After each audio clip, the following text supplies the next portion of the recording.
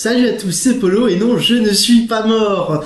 Je reviens du tréfonds des enfers pour vous faire une petite vidéo. Alors oui, ça fait à peu près 6 mois qu'on m'a pas vu, mais je vais vous expliquer. Alors en fait, tout a commencé vers le mois de septembre, alors que j'étais en train de jouer à Game Gear sur une chaise longue au milieu de la route. Là où j'habite à La Rochelle, un poids lourd m'a percuté. Pas de bol, il y avait du verglas, j'ai glissé. Forcément, le port était gelé, donc j'ai continué à glisser le long de la mer. Et finalement, quand je me suis arrêté au milieu d'un désert de glace, c'est à ce moment-là que je me suis fait repêcher par un chalutier avec un brise-glace. Alors, à partir de là, avec ma chaise longue, j'ai utilisé de quoi me faire un filet pour subvenir moi-même à mes besoins, histoire de pas emmerder ces pauvres pêcheurs. Voilà, ça a duré à peu près 3 semaines. Au final, ils étaient chinois, donc je comprenais pas ce qu'ils me disaient. Et ils m'ont ramené chez eux, en revenant par la mer de Chine. Et heureusement pour moi, j'ai eu de la chance et j'en ai profité, vu que j'avais un billet de 50 € sur moi, ça n'a pas été facile de faire le change d'ailleurs. J'ai trouvé de quoi téléphoner, je me suis acheté un smartphone chinois à 32 €. 32 € un smartphone chinois, vous vous rendez compte? C'est pas cher un smartphone à 32 €. Enfin bref. Et donc j'ai appelé quelqu'un qui est venu me chercher en Chine et le temps que je revienne, enfin voilà, bref. Non, je déconne. Non, c'est avec Fabien, on a eu un petit trip, on s'est envoyé des cadeaux Noël pourris, et donc moi, il m'a envoyé un smartphone à 34 €, un frais de port compris. Donc je vais vous faire la description un peu plus tard. Ça fait un peu plus d'1 mois que je l'utilise, donc maintenant je sais un peu de quoi je parle. Alors pourquoi je continue à l'utiliser? C'est tout simple. Je suis passé il y a un peu plus d'1 mois d'Orange à chez Free. Problème, c'est que j'ai toujours pas désimloqué mon Sony Ericsson que j'utilisais avant. Pourquoi me direz-vous? Eh bien parce qu'Orange me file un code de désimlocage, mais qui n'est absolument pas bon. Alors j'ai beau rappeler Orange, leur demander qu'ils m'envoient un autre code, ils m'envoient toujours le même. Je les ai rappelés, les ai un petit peu plus remués. Oui, Sony Ericsson vous enverra un code dans les 15 jours. Presque 1 mois plus tard, je reçois d'Orange un nouveau mail avec encore le même code de désimlocage qui ne fonctionne pas. Alors je me suis fâché, j'ai menacé de porter plainte, ça a rien changé, et du coup je me retrouve toujours à utiliser ce smartphone chinois, mais qui marche bien pour ce que j'en fais. Enfin bref, voilà pour la petite histoire, la petite gueulante. Orange, je commence vraiment à être fortement énervé par vos conneries. On va changer de plan de caméra et puis je vais vous parler du smartphone. Alors, nous revoilà pour la suite de cette petite vidéo. Alors, j'ai un peu triché, je l'ai remis dans la boîte comme à l'origine, comme je l'ai reçu. Alors, ça a pas mis longtemps à venir, parce qu'à ma grande surprise, et comme vous pouvez le constater ici, ça a été envoyé de Suède, et non pas de Hong Kong, comme je le pensais. Alors, on va déballer. Alors, ça a été... Hop. Alors, pas de boîte, Comme vous pouvez le constater, j'étais d'ailleurs surpris. Tout a été envoyé comme tel. Alors, il s'agit, attention mesdames et messieurs, paf, de ce petit truc. Tout rouge. Et il s'agit du Habbo. Oui, j'ai un Pokémon dans la poche. Ça ressemble un peu au BlackBerry, sauf que à la place du petit bouton, tiens d'ailleurs, on va faire le comparatif, puisque j'ai sous la main un BlackBerry.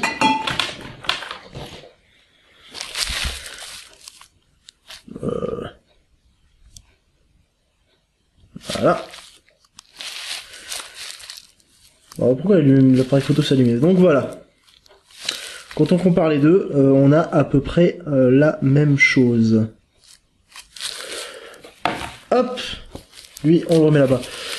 Alors, il y a 2 batteries qui ont été livrées. La deuxième se trouve ici. Ah, putain. Je me suis pas emmerdé à tout emballer non plus. Batterie totalement, on va dire, basique. Alors pourquoi deux batteries? J'en sais rien, peut-être qu'ils avaient peur qu'il y en ait une qui lâche. Enfin, alors, faut dire qu'en même temps, ce genre d'appareil, ça reste dans les entrepôts pendant peut-être 1 ou 2 ans, donc mieux vaut prévoir effectivement deux batteries. Alors oui, je l'ai reçu comme tel, c'est vraiment bizarre, pas de boîte, juste du papier à bulles, et heureusement ça a pas souffert du transport. Alors, le petit guide. Alors qu'est-ce qu'on a dans ce kit? On a la petite carte de visite, le téléphone, deux batteries et le chargeur. Alors normalement on a un disque d'installation. Vous voyez comme c'est écrit d'ailleurs ici, là. Mais personne ne l'a jamais reçu. Ah oui, on a aussi un kit oreillette que j'ai posé, que j'ai foutu dans une de mes poches. Je vais vous récupérer ça. Ou pas. Le temps que je le retrouve. J'aurais fini. Ouais, enfin bref. Un kit oreillette blanc. Alors, déjà, à ma grande surprise, le chargeur ne fonctionnait pas. Alors, heureusement, comme vous pouvez le constater, c'est un chargeur en deux parties classique avec un embout mini USB standard. Et ce qui m'a sauvé, c'est que mon Sony Ericsson a un chargeur standard, comme presque tous les smartphones, mis à part les produits de chez Apple, parce qu'Apple aime bien faire payer les clients en plus. Donc je me sers soit du chargeur de mon Sony Ericsson, soit du chargeur de mon coloc, enfin bref, c'est un chargeur standard. Hein. Donc ça marche pas. Ça charge, ça décharge, enfin ça charge pas, ça charge pas, ça clignote, il y a des faux contacts partout. C'est de la grosse merde, vous pouvez balancer ça et voilà, donc voilà. Déjà ça c'est fait, c'est de la merde. Alors oui, pour information, je vous mettrai le lien d'où Fabien m'a commandé ce smartphone. Mais vous avez l'adresse ici. Donc voilà, hop. La notice. Bon, c'est une notice classique en anglais. Au moins comme ça, on est sûr que c'est universel, tout le monde peut le lire. Alors, j'ai trouvé un truc de bizarre. Alors regardez ici. Tac, la micro SD que j'avais mise. Alors faut vraiment le savoir que ça s'enfonce comme ça, parce que faut vraiment faire attention. C'est inscrit ici, il y a une petite gravure qui vous dit que ça s'enfonce par là, mais franchement si on fait pas attention, on remarque même pas que la micro SD peut s'enfoncer par ici. Alors après vous avez la carte SIM qu'on met tac ici. Hop, que j'arrive à la sortir. Voilà. Sous le truc en ferraille ici. Alors je vais la remettre. C'est pas forcément évident en plus. Voilà. Je vais remettre ma micro SD. Alors j'étais sur le cul quand j'ai vu que la micro SD s'enfilait comme ça, je me disais mais what the fuck quoi, faut le savoir, c'est pas pratique. La batterie, si je la mets pas dans le bon sens, oui. D'habitude on a toujours ce côté-là, mais cette batterie, hop, elle s'enfile à l'envers, comme ceci. On va remettre le cache. Alors le cache, alors ça c'est vraiment de la grosse merde. Il faut vraiment le travailler parce que ça tient que, regardez, c'est que du plastoc quoi. C'est que des vieux crans en plastoc, ça se pète super facilement en plus, c'est pas pratique à mettre. Parce qu'au début, les trous qui sont là ou autres, vous avez des petits rebords plastiques qui sortent et c'est pas forcément facile à remettre. Hop, on remet ça tranquillou. Alors, comme vous le voyez, il y a normalement un appareil photo 3 mégapixels. Mais c'est un appareil photo 2 mégapixels. Oui, je sais pas comment ils comptent ça en Chine. Alors comme vous pouvez le constater, la caméra est moins beau, enfin, voilà, On n'attend pas plus d'un portable à 34 euros, enfin d'un smartphone avec 34 euros. Mais après, ça reste très correct par rapport au rapport qualité-prix. Hein. Vous pouvez quand même faire des petites vidéos, même si au niveau de la résolution, c'est sûr, sur un grand écran, ça passe pas. Après, le son, il est un peu, il est un peu dégueulasse, hein, mais c'est passable. Hein. Enfin voilà, un petit test de la caméra du coup. Alors c'est vraiment tout simple, il n'y a même pas de le nom du modèle en plus, c'est vraiment... Alors clavier QWERTY. Alors oui, parce que j'avais demandé à Fabien de me prendre un smartphone avec un clavier, parce que le tactile c'est bien, mais ça commençait à me gonfler légèrement. Je préfère le sentir sur quoi j'appuie, quoi. Vraiment... je préfère avoir un clavier, je trouve ça beaucoup plus pratique. Surtout que à l'époque où on est, c'est-à-dire en plein hiver, c'est quand même beaucoup plus pratique. Enfin, je veux dire, on peut écrire avec des gants, quoi. Voilà. Bon, on va l'allumer. Il met un peu moins de temps que mon Sony Ericsson à s'allumer. Mais bon, tous les smartphones ils mettent longtemps. Alors oui, c'est un smartphone. Pourquoi ? Bien, tout simplement parce que ça tourne sous Android. Alors, beaucoup de sites vous mettront que ça marche et que ça tourne sous du Android 2.1, mais en ayant farfouillé dedans, en regardant ce qu'il y a dessus dans l'information du téléphone, on se rend compte que ça tourne sur Android 2.2. Voilà quoi, je comprends pas, mais c'est Android 2.2. Le CPU qu'il y a dedans... c'est un 460 MHz. Bon, c'est pas très puissant, mais voilà, tant que vous cherchez pas à émuler de la PlayStation, c'est suffisant, sincèrement. Hop, là on met le copine. Alors d'ailleurs, ce CPU a une petite histoire parce que il a été fait en partenariat avec Sony Ericsson. Finalement, ça a été plus ou moins lâché, abandonné, enfin voilà quoi. Hop. Alors voilà, on est sur le menu. Je me rapproche. Pof, on va aller ici, comme vous pouvez le constater. Bah, nous sommes bien sous Android. Hein, on a tout ce qui caractérise Android. Alors, sincèrement, pour 34 euros, je suis pas déçu de la bête. Mais bien évidemment, il y a des soucis dont je vais vous parler. Souci majeur. À l'origine, on a ce truc-là qui nous sert d'Android Store. Et on a un souci majeur avec ce truc-là, c'est que c'est en chinois, on ne comprend rien. Et même après avoir passé tous les réglages, toute la langue en français, bah malheureusement, il n'y a pas moyen de mettre l'Android Market en version française. Alors du coup, je me suis foutu Aptoide, et puis je vais voir ailleurs quoi.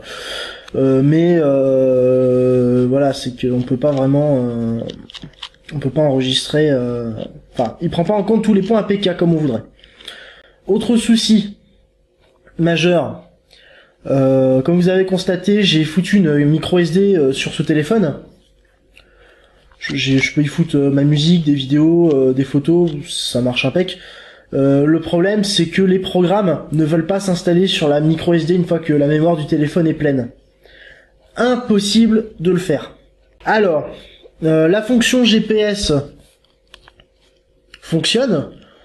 J'ai testé ça la semaine dernière quand j'ai passé mes concours à Poitiers et que je ne savais pas où était le rectorat. J'ai fait bah merde. Bon bah ça sera l'occasion de tester le GPS et ça marche impeccable.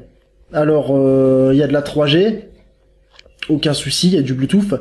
Par contre, il n'y a pas de Wi-Fi. Ce portable ne prend pas en compte le Wi-Fi. Donc si vous voulez vous en servir comme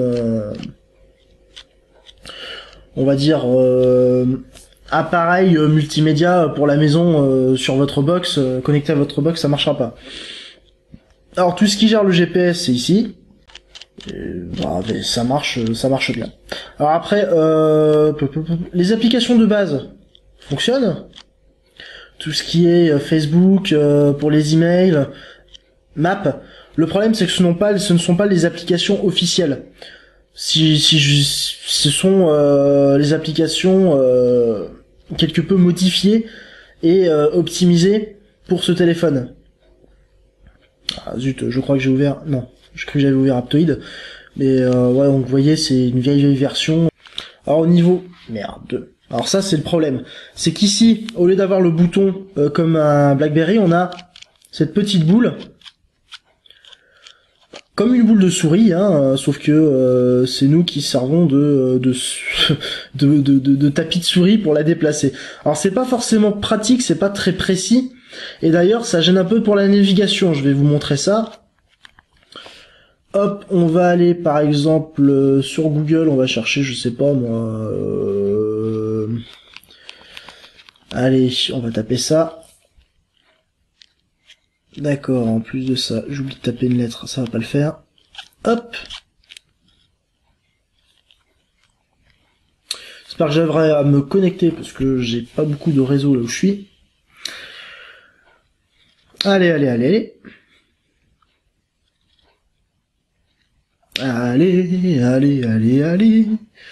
Alors clavier QWERTY, hein, vous trouverez pas de smartphone chinois avec un clavier AZERTY, mais on s'y fait très sérieusement. Alors oui, alors ici, nous y sommes. Je sais pas si vous voyez, voilà, on voit à peu près bien. Le souci, c'est qu'il n'y a pas de curseur. On se contente de défiler de haut en bas avec cette petite molette. Ce qui est chiant, parce qu'on n'a aucune précision quand on navigue. Il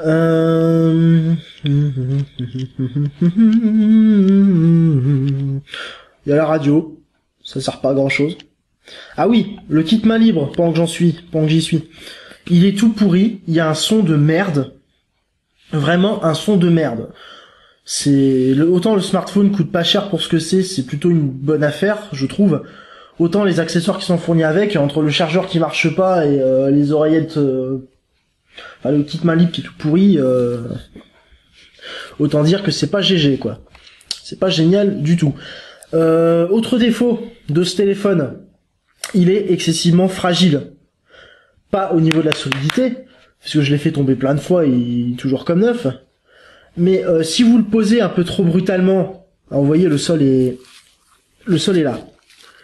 Mon portable est là. Je fais ça, voilà, il s'éteint.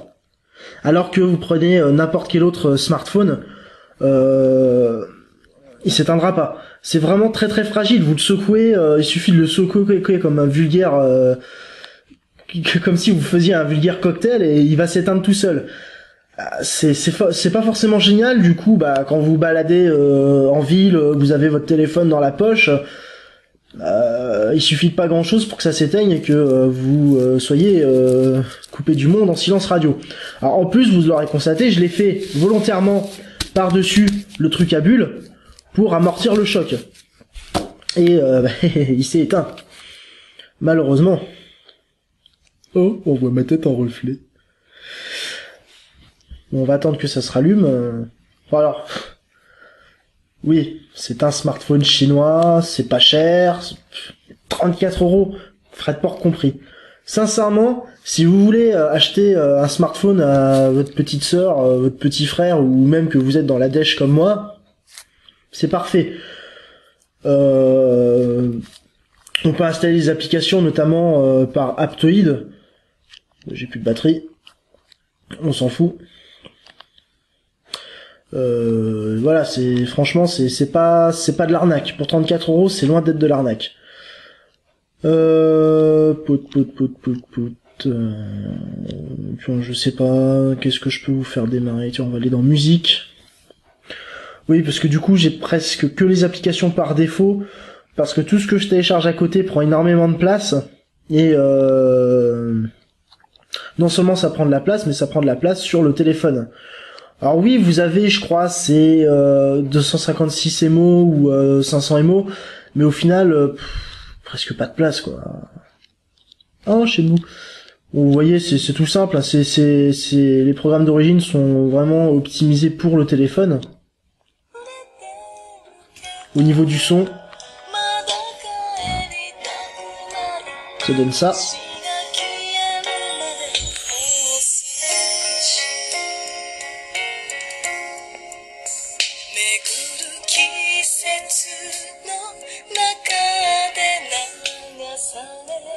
J'ai été surpris parce que dans la plupart des téléphones, alors j'ai fait un vieil amalgame téléphone-smartphone. Bon, dans la plupart des smartphones, vous avez parfois un son qui est tout pourri. Et là, franchement, j'ai été agréablement surpris. Après, au niveau de la durabilité de la batterie, alors j'étais pas agréablement surpris, mais c'était correct. Enfin, c'est correct pour ce que c'est. Moi, c'est un smartphone et je tiens 2-3 jours sans le recharger.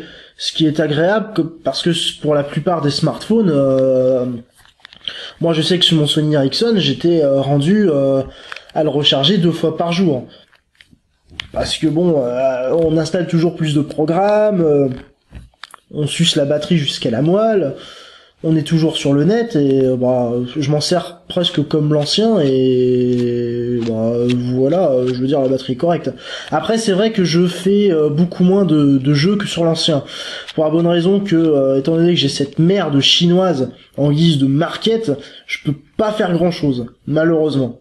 Comme téléphone de boulot, si vous voulez juste faire le minimum sur un smartphone, et encore même Facebook il marche correctement, moi j'ai pas de problème à aller voir ce que font mes amis, les notifications, à publier un statut.